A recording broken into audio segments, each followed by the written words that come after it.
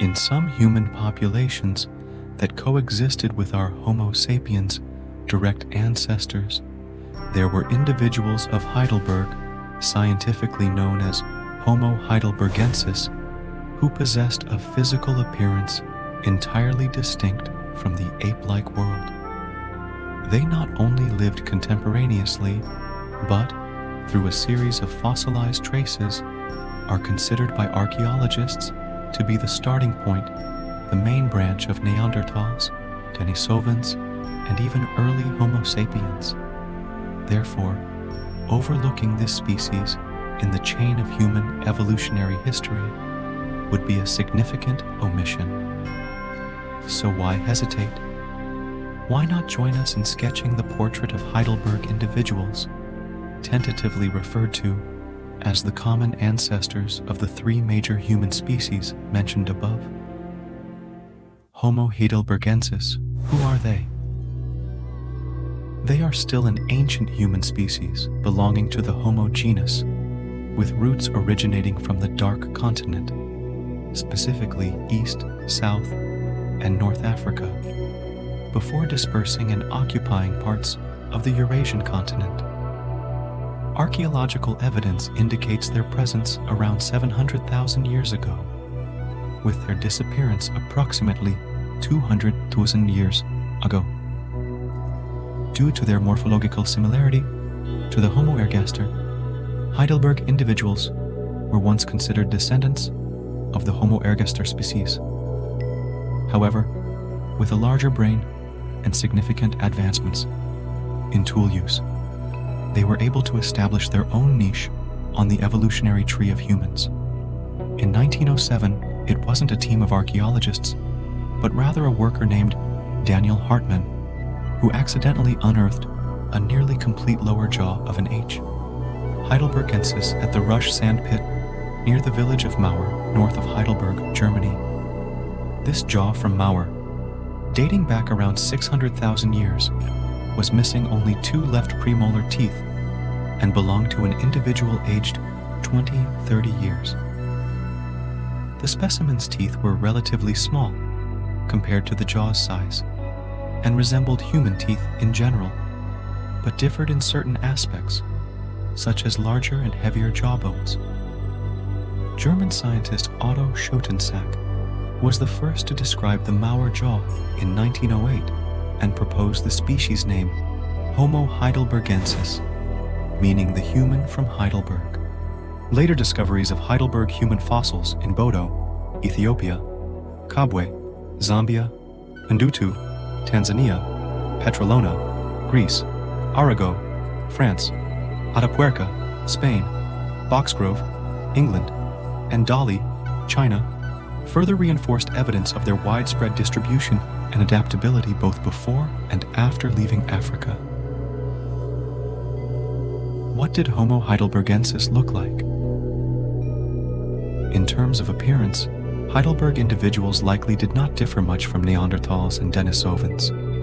They had a robust build, providing insulation against temperature loss and facilitating adaptation to cold climates in regions such as the tundra. Adult males averaged a height of 1.75 meters and a weight of 62 kilograms, while adult females were smaller, with an average height and weight of 1.57 meters and 51 kilograms, respectively. These measurements were somewhat modest compared to modern humans. The brain volume of Homo heidelbergensis was relatively large, around 1/200 cm 3, constituting 1.9% of body weight and about 10% smaller than our Homo sapiens. Their facial features differed from modern humans, featuring large brow ridges, a low and sloping forehead, a prominent nose, and a chin not projecting as much as in Homo erectus. Their teeth were shorter than those of earlier human species, with some individuals having a gap behind their molars. The parabolic shape of Heidelbergensis teeth was smaller than those of previous Homo species, but still larger and coarser than modern human teeth. Surprisingly, their hearing was as acute as that of modern humans, In contrast to Neanderthals, who were adapted to cold climates, Heidelberg individuals inhabited tropical regions with longer and more robust legs, aiding in heat dissipation through increased skin surface area. This trait aligned more with modern humans than other ancient human species. Additionally, the skin and hair color of Heidelberg individuals exhibited characteristics typical of Denisovan people.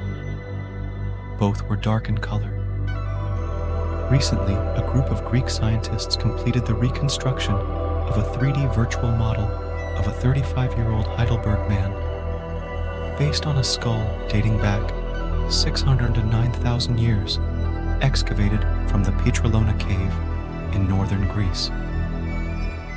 Thanks to this, we can better visualize the facial features of Homo Heidelbergensis. What could Homo Heidelbergensis do? Around 500,000 years ago is identified as the time when Homo Heidelbergensis began to leave Africa and gradually establish new lives in Europe and Southern Asia. However, it took another approximately 200,000 years for the distinctive regional adaptive features to become evident.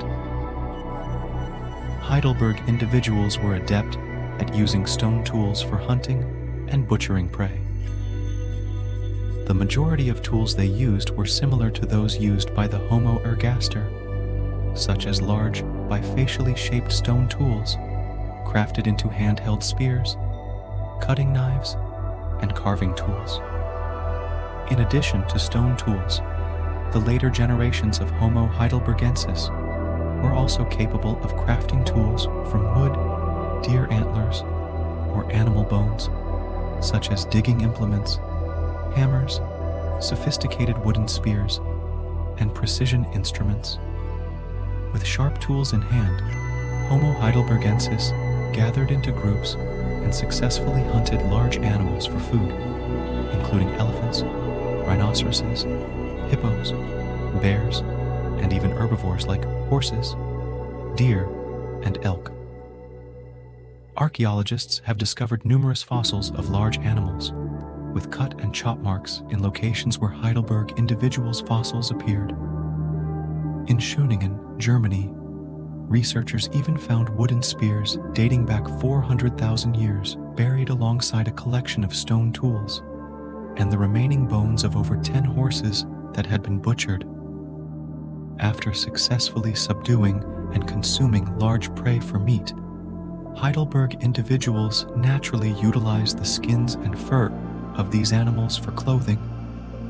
The practice of wearing clothing was perhaps more common among Homo Heidelbergensis communities living in temperate regions. By the time of Homo Heidelbergensis, the control of fire was established.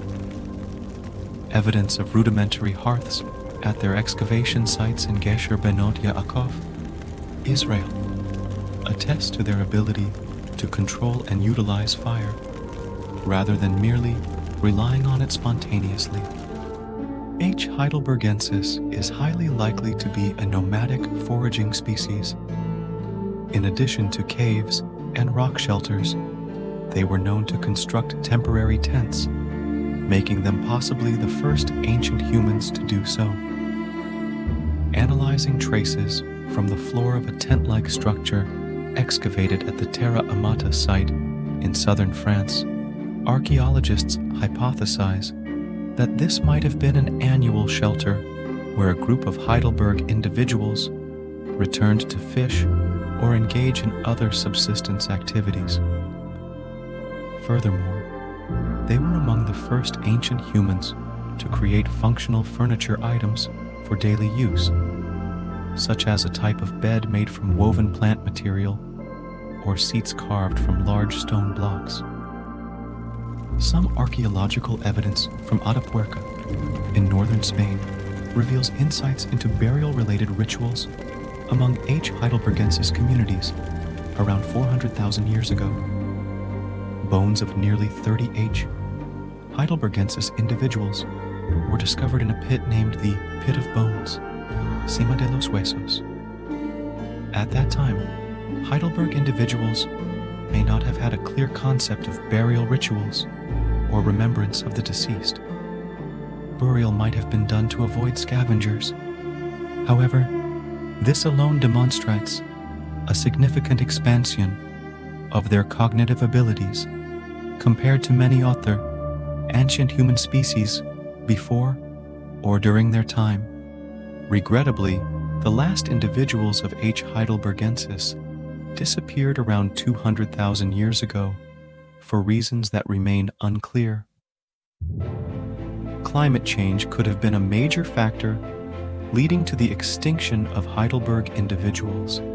Nevertheless, some believe that H. Heidelbergensis served as a transit station for genes from Homo erectus or Homo ergaster to Neanderthals, Denisovans, and eventually modern Homo sapiens. In other words, they may not be an officially recognized subspecies, so their extinction or non-extinction is debatable. Their genes still persist within us. What are your thoughts on this sensitive yet intriguing topic? Feel free to share your opinions with us.